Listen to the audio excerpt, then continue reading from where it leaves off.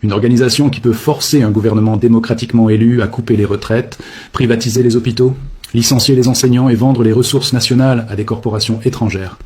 Une organisation qui n'a aucune responsabilité démocratique, qui ne répond à aucun électorat, mais qui possède plus de pouvoir réel sur votre vie que votre propre gouvernement. Cette organisation s'appelle le Fonds monétaire international, et ce qu'elle fait vraiment va vous révolter.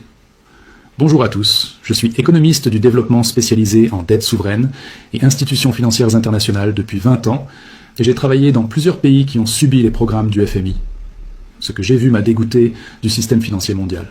Parce que le FMI n'est pas là pour aider les pays pauvres. Il est là pour les contrôler, pour extraire leurs richesses, pour les garder endettés et dépendants éternellement.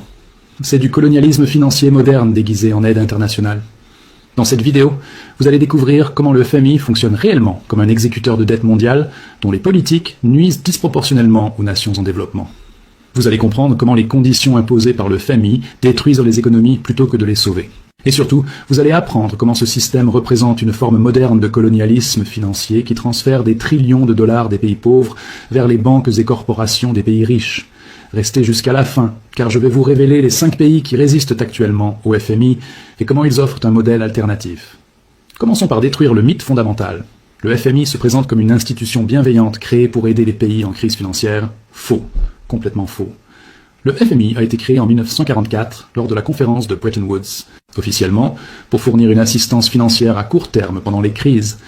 Mais regardez qui a créé le FMI, les États-Unis et la Grande-Bretagne, les 2 plus grandes puissances impériales de l'époque. Pourquoi créerait-il une institution pour aider les pays plus faibles? Non, pour contrôle. Et voici comment ça fonctionne. Un pays en développement traverse une crise, déficit de balance des paiements, chute de la monnaie, fuite des capitaux, panique, le gouvernement n'a plus d'options, il se tourne vers le FMI. Vous devez faire exactement ce que nous disons, sinon pas d'argent. Les conditions du FMI, le poison déguisé en remède. Voici les conditions typiques imposées par le FMI. Elles sont appelées programmes d'ajustement structurel. Ça sonne technique et neutre, mais c'est de la destruction économique systématique. Condition numéro 1, dévaluation de la monnaie. Le FMI exige que le pays dévalue sa monnaie. Pourquoi? Officiellement, pour rendre les exportations plus compétitives. En réalité, pour rendre les dettes étrangères plus chères et pour rendre le pays plus pauvre instantanément. Quand vous dévaluez votre monnaie de 50%, tout ce que vous importez coûte 2 fois plus cher. Nourriture, énergie, médicaments, tout. Votre population s'appauvrit du jour au lendemain. Condition numéro 2, coupe massive dans les dépenses publiques. Le FMI exige l'austérité, réduisez le déficit, équilibrez le budget. Comment?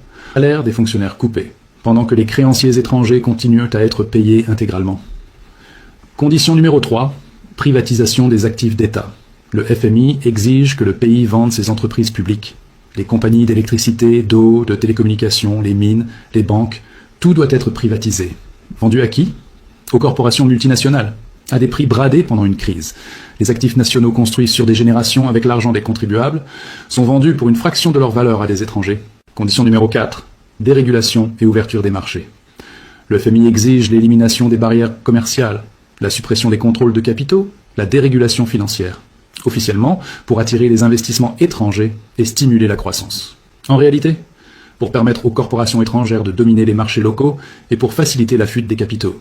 Encadrées comme des réformes économiques, ces mesures affaiblissent souvent les industries domestiques, réduisent les revenus gouvernementaux et augmentent le chômage, rendant la récupération à long terme plus difficile. Ce ne sont pas des mesures de guérison, ce sont des mesures d'extraction. Le patient ne guérit pas, il devient dépendant à vie. Les conséquences réelles, destruction et appauvrissement. Exemple numéro 1, la Jamaïque. Dans les années 1970 et 1980, la Jamaïque a emprunté au FMI. Les conditions imposées ont forcé le gouvernement à couper massivement les dépenses sociales. Les dépenses de santé ont chuté de 50%, les dépenses d'éducation de 30%. Résultat, les hôpitaux manquaient de médicaments de base, les écoles manquaient de livres et d'enseignants. Une génération entière a souffert. Pendant ce temps, la Jamaïque payait plus en services de dette qu'elle ne dépensait en santé et éducation combinée. Exemple numéro 2, l'Argentine. Dans les années 1990, l'Argentine a suivi fidèlement les prescriptions du FMI. Privatisation massive, dérégulation totale, ouverture des marchés. Le FMI a loué l'Argentine comme un modèle. Puis en 2001, tout s'est effondré. La monnaie s'est effondrée. Les banques ont fermé. La pauvreté a explosé à plus de 50% de la population. Des millions de personnes de la classe moyenne se sont retrouvées pauvres du jour au lendemain. Le modèle du FMI a détruit l'Argentine. Exemple numéro 3, la Grèce. Plus récemment, la Grèce a été soumise à des programmes d'austérité draconiens, imposés par le FMI et l'Union européenne. Les retraites ont été coupées de 40%, les salaires publics réduits de 30%, les services de santé démantelés. Résultat, l'économie grecque a perdu 25% de son PIB, le chômage des jeunes a dépassé 50%, des milliers de personnes sont mortes faute de soins médicaux. La Grèce a été économiquement détruite, mais les banques allemandes et françaises qui avaient prêté à la Grèce ont été remboursées intégralement. Vous voyez le pattern? Les programmes du FMI ne stabilisent pas les économies, ils les détruisent. Ils ne réduisent pas la pauvreté, ils l'augmentent. Ils ne créent pas la croissance. Ils créent la dépression. Mais ils accomplissent toujours un objectif. Garantir que les créanciers étrangers, les banques, les corporations sont payés. Le vrai mécanisme d'extraction de richesse à grande échelle. Et voici ce que personne ne vous dit. Les économies pauvres et émergentes dépensent des sommes énormes chaque année juste pour servir leurs dettes étrangères. Des trillions de dollars ont coulé de ces pays vers les banques et corporations des nations riches au cours des dernières décennies. Regardez les chiffres. L'Afrique subsaharienne a reçu environ 540 milliards de dollars en prêts depuis 1970. Combien a-t-elle remboursé? Plus de 550 milliards. Donc l'Afrique a remboursé plus qu'elle n'a emprunté. Mais combien doit-elle encore? Plus de 200 milliards. Comment est-ce mathématiquement possible? Les intérêts. Les intérêts composés. La dette ne diminue jamais. Elle augmente. L'Amérique latine a emprunté 300 milliards dans les années 1970 et 1980. Elle a remboursé plus de 700 milliards. Mais elle doit encore 750 milliards. Encore une fois, rembourser plus que emprunter, mais doit toujours plus. C'est un mécanisme d'extraction perpétuelle. Et où vont ces paiements de dette? Vers les banques de New York, Londres, Paris, Francfort, vers les corporations multinationales, vers les investisseurs des pays riches. C'est un transfert massif de richesses du sud global vers le nord global. Des pauvres vers les riches, des exploités vers les exploiteurs. Si vous commencez à comprendre que le FMI n'est pas une organisation humanitaire, mais un outil de domination, alors abonnez-vous à cette chaîne maintenant et activez les notifications parce que ce que je vais révéler ensuite est encore plus choquant. Le colonialisme financier moderne. L'affirmation plus large est que ce système représente une forme moderne de colonialisme financier. Le pouvoir, au sein des institutions financières mondiales, est fortement biaisé vers les nations riches, particulièrement les États-Unis et d'autres pays du Nord global, leur permettant de façonner des règles qui protègent leurs propres intérêts financiers. Regardez comment le FMI est structuré. Chaque pays membre a des droits de vote basés sur sa contribution financière. Plus vous contribuez, plus vous votez. Les États-Unis ont 17% des votes, assez pour bloquer toute décision majeure qui nécessite 85%. L'Europe occidentale combinée a plus de 30%. Ensemble, les pays riches contrôlent complètement le FMI. Les pays pauvres, l'Afrique entière a moins de 5% des votes. L'Amérique latine environ 7%. Ils ne peuvent rien décider. Ils subissent. Les règles sont écrites par les riches pour les riches. Les pauvres n'ont aucune voix. Et voici ce qui est encore plus révélateur. Le directeur général du FMI a toujours été européen. Toujours. Depuis 1944, le président de la Banque mondiale a toujours été américain. Toujours. C'est un accord informel entre les États-Unis et l'Europe. Ils se partagent le contrôle des institutions financières mondiales. Les pays en développement ne dirigent jamais. Ils obéissent. La dette devient ainsi un mécanisme de contrôle, transférant la richesse vers le haut tout en limitant la souveraineté économique des nations en développement. Un pays endetté ne peut pas désobéir. Il a besoin de refinancement constant. Il doit accepter les conditions. Il doit privatiser. Il doit déréguler. Il doit ouvrir ses marchés. Il doit abandonner sa souveraineté économique. C'est exactement comme le colonialisme classique. Avant, les puissances européennes envoyaient des armées pour conquérir et extraire les ressources. Maintenant, elles envoient le FMI pour endetter et extraire la richesse. Le mécanisme a changé. L'extraction continue. Les cycles de dépendance et d'endettement répétés. Plutôt que de stabiliser les économies, ces politiques enferment fréquemment les pays dans des cycles de dépendance et d'emprunt répétés. Voici comment le cycle fonctionne. Étape 1, le pays emprunte pendant une crise. Étape 2, le FMI impose l'austérité et les privatisations. Étape 3, l'économie se contracte à cause de l'austérité. Étape 4, les revenus gouvernementaux chutent. Étape 5, le déficit persiste ou s'aggrave. Étape 6, le pays doit emprunter encore. Retour à l'étape 1, le cycle recommence. C'est intentionnel. Un pays qui peut rembourser sa dette et devenir indépendant est un pays perdu pour le système de contrôle. Mais un pays perpétuellement endetté est un pays perpétuellement contrôlable. Alors le système est conçu pour que la dette ne soit jamais remboursée. Juste refinancée, éternellement. Regardez les mêmes pays qui reviennent au FMI encore et encore. Le Pakistan a eu 22 programmes du FMI depuis 1958. L'Argentine 21 programmes. L'Égypte 12 programmes. La Jamaïque 18 programmes. Ces programmes sont supposés résoudre les problèmes. Mais les pays reviennent toujours. Pourquoi? Parce que les programmes créent les conditions pour la prochaine crise. Les exemples de résistance, ceux qui disent non. Maintenant, laissez-moi vous révéler les 5 pays qui résistent actuellement au FMI et comment ils offrent un modèle alternatif. Pays numéro 1, la Chine. La Chine a remboursé toutes ses dettes au FMI dans les années 1980 et n'a plus jamais emprunté. Au lieu de suivre les prescriptions du FMI, elle a fait l'opposé. Contrôle des capitaux stricts, propriété d'État des secteurs stratégiques, protection des industries naissantes. Résultat, la plus grande transformation économique de l'histoire.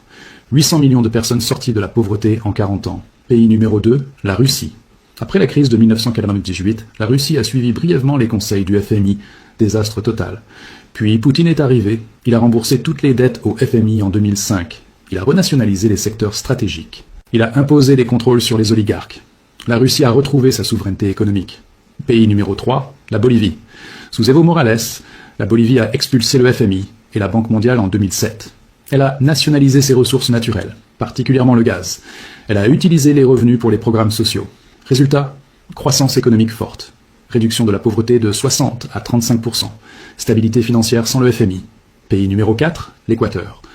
En 2008, le président Rafael Correa a fait auditer la dette nationale.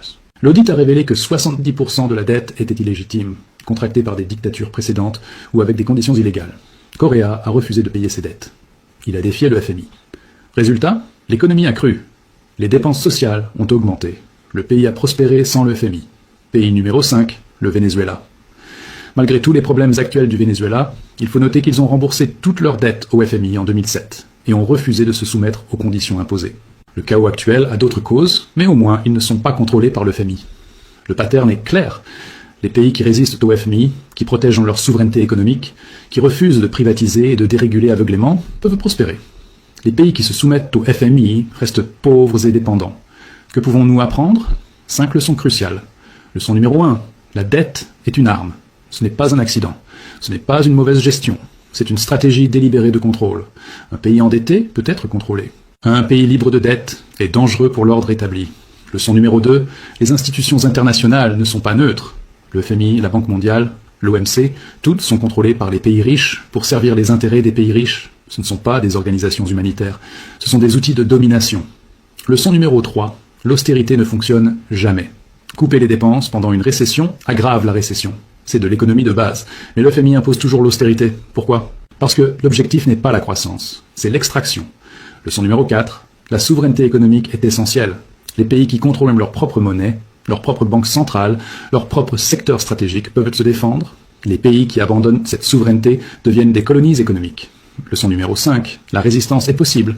Les exemples de la Chine, la Russie, la Bolivie, l'Équateur montrent qu'il est possible de dire non au FMI. Il est possible de suivre un chemin différent. Il est possible de prospérer sans se soumettre. Voici la vérité finale. Le FMI est une organisation secrète qui contrôle 190 pays, pas militairement, financièrement, à travers la dette, à travers les conditions, à travers l'extraction. C'est du colonialisme moderne, c'est de l'exploitation systématique, c'est le transfert de trillions de dollars des pauvres vers les riches déguisés en aide internationale. Et ce système persiste parce que la plupart des gens ne comprennent pas. Ils pensent que le FMI aide. Ils croient les communiqués de presse. Ils ne voient pas les mécanismes réels. Maintenant, vous savez, vous ne pouvez plus ignorer. Vous êtes responsable de cette connaissance. Si cette révélation du rôle réel du FMI comme exécuteur de dette mondiale et outil de colonialisme financier vous a choqué, si vous comprenez maintenant que la dette est une arme de contrôle, alors abonnez-vous immédiatement à cette chaîne. Activez toutes les notifications. Partagez cette vidéo. Les gens doivent savoir la vérité. Dans ma prochaine vidéo, je vais révéler comment la Banque mondiale fonctionne en tandem avec le FMI pour contrôler les pays en développement et comment, ensemble, ils forment le système de domination économique le plus sophistiqué jamais conçu. Laissez-moi en commentaire si vous pensiez que le FMI aidait vraiment les pays pauvres avant cette vidéo. Votre conscience a-t-elle changé? Partagez votre réaction. Merci de m'avoir accompagné dans cette exploration de l'organisation secrète qui contrôle 190 pays. Rappelez-vous, le FMI n'est pas votre ami. C'est un outil de domination. La dette n'est pas un problème à résoudre, c'est une arme à utiliser. Et vous êtes soit du côté des contrôleurs, soit du côté des contrôlés. Choisissez votre camp. À très bientôt.